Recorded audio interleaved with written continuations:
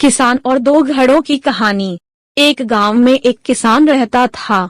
वह रोज सुबह सुबह उठकर दूर झरने से साफ पानी लेने जाया करता था। इस काम के लिए वह अपने साथ दो बड़े घड़े ले जाया करता था, जिन्हें वह एक डंडे में बांधकर अपने कंधे पर दोनों तरफ लटका कर लाया करता था।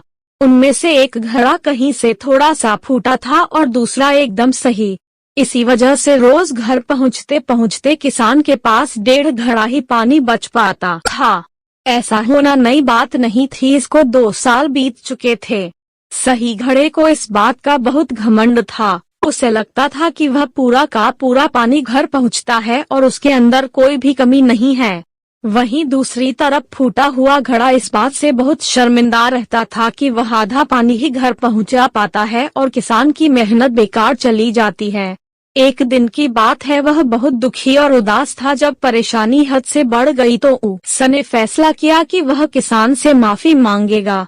किसान से बोला, मैं बहुत शर्मिंदा हूँ, मैं आपसे माफी मांगना चाहता हूँ। तो किसान ने पूछा, भाई तुम किस बात से शर्मिंदा हो? छोटे घड़े ने दुखी होते हुए कहा, शायद आप नहीं जानते हैं, मैं एक जगह से फूटा हुआ हूँ। पिछले 2 सालों से मुझे जितना पानी पहुँचाना चाहिए था, मैं सिर्फ उसका आधा ही पहुँचा पाया हूँ।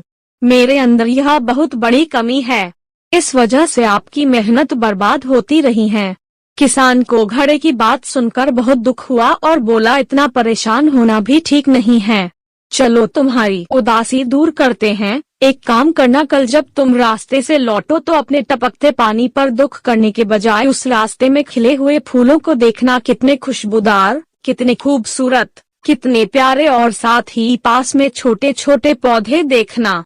घड़े ने किसान की बातें मनाने का फैसला किया। रास्ते भर सुंदर फूलों का देखता हुआ आया।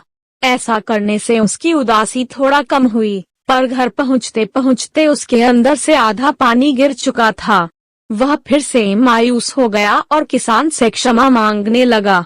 किसान बोला, शायद तुमने रास्ते पर ध्यान नहीं दिया। रास्ते में जितने भी फूल थे बस तुम्हारी तरफ ही थे, सही घड़े की तरफ एक भी फूल नहीं थे। जानते हो ऐसा क्यों? क्योंकि मैं हमेशा से तुम्हारे अंदर की कमी को जानता था। मैंने उसका लाभ उठाया। मैंने तुम्हारी तरफ वाले रास्ते पर रंग बिरंगे फूलों के बीज बो दिए थे। तुम थोड़ा थोड़ा करके सींचते रहे और पूरे रास्ते को इतना खूबसूरत बना दिया।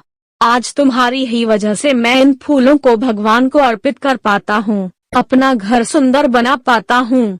तुम ही सोचो, अगर तुम जैसे हो ऐसे ना होते तो भला क्या मैं यह सब कुछ कर पाता है। दोस्तों, आपको यह कहानी कैसी लगी? कमेंट बॉक्स में जरूर बताएं और PSR की कहानियाँ चैनल को सब्सक्राइब करें।